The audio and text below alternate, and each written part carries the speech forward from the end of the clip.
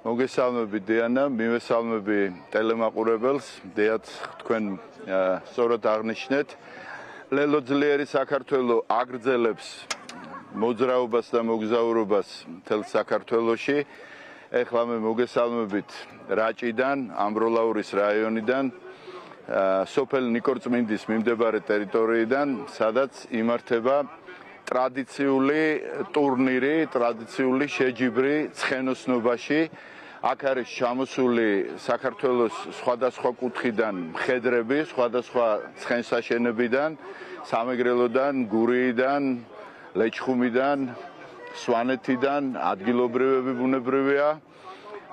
ასევე სხვადასხვა რეგიონებიდან, ყველას ვერ ჩამოვთვლი, შორს აგვიყვანს, ეს არის საკმაოდ ისეთი ლამაზი დღესასწაული, ტრადიციული დღესასწაული და ლელო ძლიერი საქართველო არაპირველად უკვე მე რამდენად არის გარკვეულ ჩართულობაში ამ ღონისძიებასთან, ხელს უწყობთ ამ ტიპის ღონისძიებების ჩატარებას და გადავწყვიტეთ, რომ უშუალოდ მიგვეღო მონაწილეობა ამ ღონისძიებაში. რაც შეეხება თქვენს კითხვას, არის თუ არა ეს გარკვეული გამოხატულება იმისთვის, რომ არის მზაობა წინა საარჩევნო პერიოდისათვის.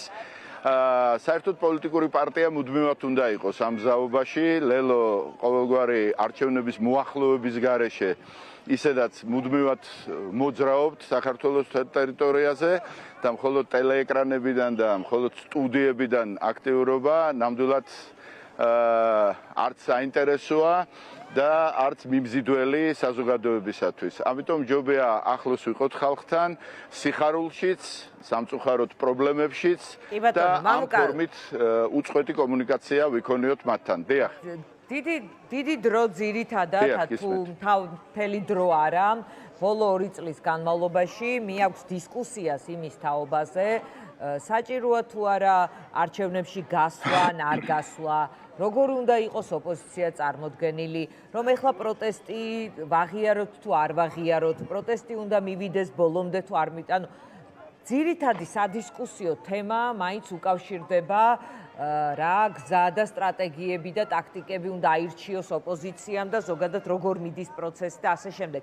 რამდენად არის აი ამ კომუნიკაციის დროს ხალხთან, აი რამდენად არის ეს მათთვის გასაგები, ადვილად ახსნადი, რამდენად ხედავენ საკუთარ თავს ამ ტიპის დისკუსიებში. დიანა, როდესაც ლელო თავის პოზიციას აფიქსირებდა და აფიქსირებს და მომავალშიც დააფიქსირებს არჩევნებთან დაკავშირებით მონაწილეობა არ მონაწილეობას გულისხმობ, გულწრფელად გეტყვით, რომ ეს ყველაფერი არის იმ განწყობების გამოძახილი, რასაც ჩვენ ვიღებთ აი აქ მოსახლეობასთან და თქვენ ხედავთ ეხლა, რომ საკმაოდ მრავლად არიან არა მხოლოდ რაჭველები, როგორც უკვე გითხარით, არამედ სხვადასხვა კუთხიდან ჩამოსული ადამიანები და ჩვენი პოზიცია მნიშვნელოვან წილად სწორედ მათი მოსაზრებებიდან არის ნაკარნახები. რაც შეეხება რა უნდა ვქნათ არჩევნებთან დაკავშირებით, მე მგონია, რომ ლელომ ამ კითხვას პასუხი ჯერ კიდევ 1 წლის წინ გასცა, როდესაც ვითომ ნაწილობრივ ბოიკოტიზირებულ სიტუაციაში ჩვენ მივიღეთ საკმაოდ თამამი და არც თუ მარტივი გადაწყვეტილება ჩავერთეთ ადგილობრივი თვითმმართველობის არჩევნებში და თუ მანამდე ადგილობრივ საკრებულოებში ლელოს ყავდა მხოლოდ 26 საკრებულოში თავის წარმომადგენლობა, დღეს 57 საკრებულოში ლელო არის წარმოდგენილი. მართალია მოკრძალებულად, მართალია იმ გავლენით ვერ აღჭირდება ხელისუფლებაში მოსვლას, მაგრამ ეს არის უფრო მაღალ შედეგზე თქვენ პოლიტიკური პარტია. რაც შეეხება ეს არის სტარტი, ეს არის ფინიში, ბუნებრივია, რომ არჩევნები არის ყველაფრის შეფასების ერთგვარი შეჯამება. აქედან გამომდინარე, ჩვენ მაშინ როცა თითქოს ჰორიზონტზე არ ჩანს არჩევნები, ყოველ შემთხვევაში მორიგი არჩევნები, ჩვენ ამ გზას პრინციპულად ვადგავართ და დავადგებით მომავალშიც. გასაგებია, რომ კითხვები ისმება სამართლიანობასთან დაკავშირებით, გამართულობასთან დაკავშირებით და ასე შემდეგ, მაგრამ მე მithქვამს და ვამბობ, რომ საქართველოში 1990 წლიდან დაწყებული 4 ჯერ შეიცვალა ხელისუფლება, მათ შორის ერთხელ სამხედრო გადატრიალებით, რომელიც ანგარიშში შესატანი ნამდვილად არ არის და სამაგალითო ნამდვილად არ არის, ეს იყო უბედურება, მაგრამ დანარჩენ სამ შემთხვევაში ხელისუფლებები შეიცვალა სწორედ არჩევნების გზით. არც CSKO იყო უკეთესი, არც არჩევნო გარემო იყო უკეთესი, არც სადამკვირვებლო მისიები იყო რამე განსაკუთრებით გაუმჯობესებული და ასე შემდეგ, მაგრამ როდესაც ხალხთან ურთიერთობით პოლიტიკური პარტია იღებს მკაფიო უმრავლესობას, ეგრეთ წოდებულ დამთრგუნველ უმრავლესობას ხელისუფლებაზე, შედეგი დადგება აუცილებლად. ამიტომ ალტერნატივა არჩევნებს არ აქვს ჩვენთვის. თუ ვინმესთვის არის ალტერნატივა ცხადად გამოხატული, სიამოვნებით მოვისმენდი მას, მაგრამ ყველას პასუხი ბოიკოტის მერე წერტილი ისმება და ვერავინ პასუხს ამას ვერ აძლევს, თუ არა არჩევნები, მაშინ როგორ უნდა შეიცვალოს ხელისუფლება. ამიტომ პასუხი გაცემულია 1 წლის წინ, პასუხი შენარჩუნებულია დღესდღეობით და პასუხი დარჩება იგივე, რა თქმა უნდა, ინტენსიური ურთიერთობებით ჩვენ სამომრჩეველთან, ჩვენს ხალხთან, საქართველოს მთელ ტერიტორიაზე. მამუკა, თქვენ ალბათ გესმით ის დისკუსია, რომელიც არის ტელევიზიების სტუდიებში, არამედ აქ, სწორედ აქ.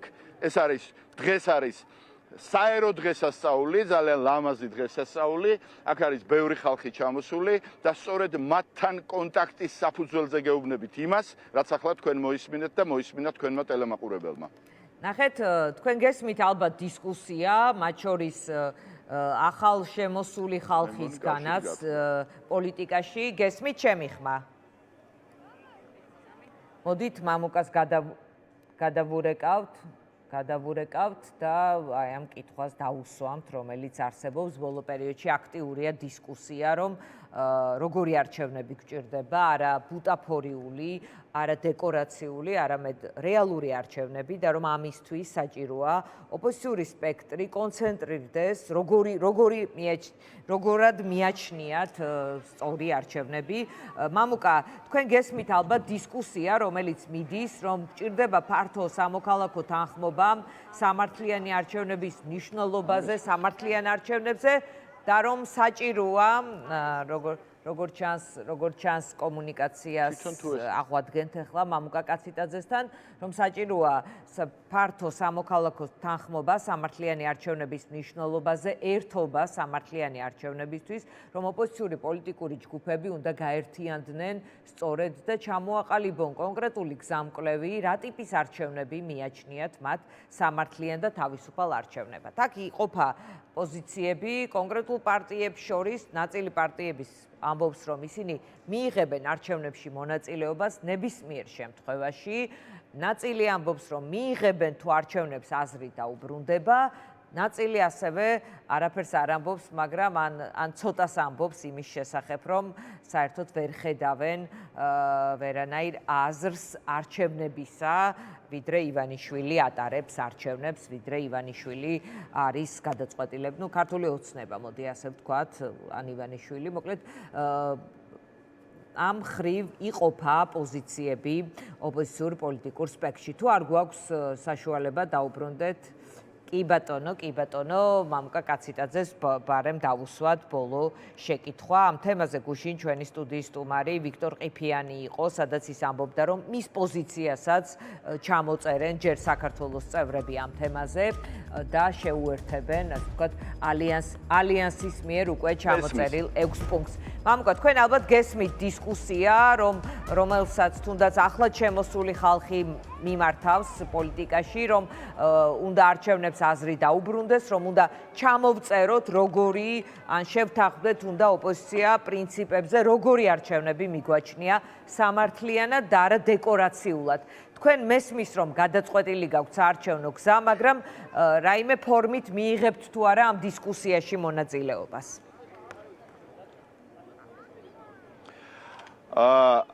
ბუნებრივია ჩვენი პოზიცია გვაქვს საარჩევნო გარემოსთან დაკავშირებით, მაგრამ ეხლა გაშლა ამ თემისა, რა მიგვაჩნია უპირველეს ყოვლისა მისაღწევად, რა არ მიგვაჩნია და ასე შემდეგ, ცოტა საცხენოსნო დოღიდან პოლიტიკურ დოღზე საუბარი ცოტა უადგილოა მართალი გითხრათ.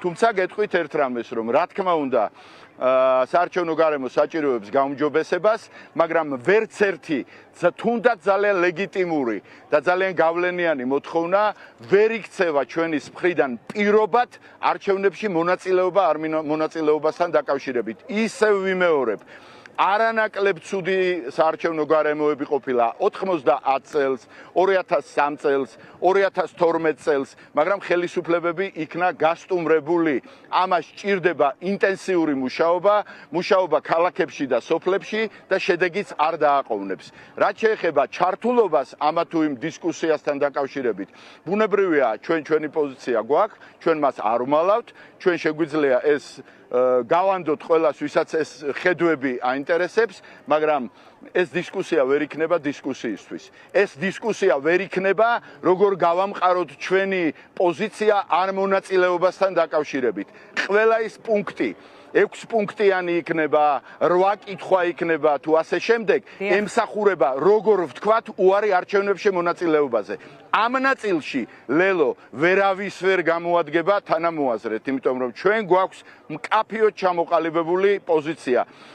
ხელისუფლება შეიძლება შეიცვალოს მხოლოდ არჩევნების გზით, ხოლო შედეგი შეიძლება დადგეს მხოლოდ ხალხთან ცოცხალი ურთიერთობის პირობებზე. ალტერნატივა ამ გზას ლელოსთვის არ გააჩნია. კი ბატონო, დიდი მადლობა. მადლობა მამუკა კაციტაძე, პასუხობდა ჩვენ კითხვებს, მე მას დავემშვიდობები და